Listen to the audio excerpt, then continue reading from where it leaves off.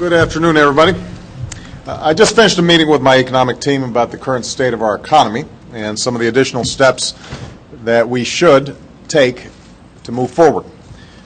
It's been nearly 2 years since that terrible September when our economy teetered on the brink of collapse. And at the time, no one knew just how deep the recession would go or the havoc that it would wreak on families and businesses across this country. What we did know was that it took nearly a decade to dig the hole that we're in, and that it would take longer than any of us would like to climb our way out. And while we have taken a series of measures and come a long way since then, the fact is that too many businesses are still struggling, too many Americans are still looking for work, and too many communities are far from being whole again.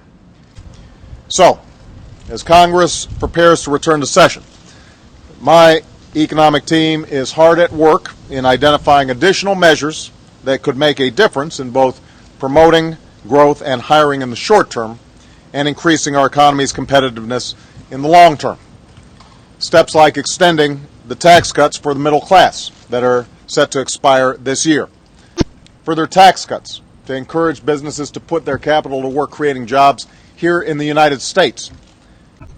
In the meantime, there's one thing we know we should do, something that should be Congress's first order of business when it gets back, and that is making it easier for our small businesses to grow and hire. We know that in the final few months of last year, small businesses accounted for more than 60% of the job losses in America. That's why we've passed 8 different tax cuts for small businesses and worked to expand credit for them. But we have to do more. And there's currently a jobs bill before Congress that would do 2 big things for small business owners: cut more taxes and make available more loans. It would help them get the credit they need and eliminate capital gains taxes on key investments so they have more incentive to invest right now. And it would accelerate $55 billion of tax relief to encourage American businesses, small and large, to expand their investments over the next 14 months. Unfortunately, this bill has been languishing in the Senate for months, held up by a partisan minority that won't even allow it to go to a vote. That makes no sense. This bill is fully paid for. It will not add to the deficit, and there is no reason to block it besides pure partisan politics.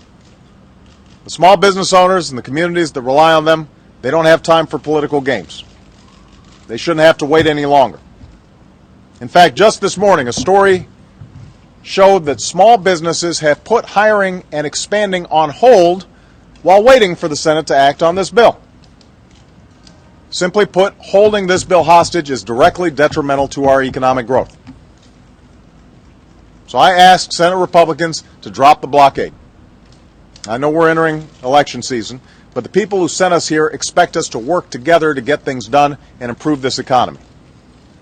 Now, no single step is the silver bullet that will reverse the damage done by the bubble and bust cycles that caused our economy into this slide.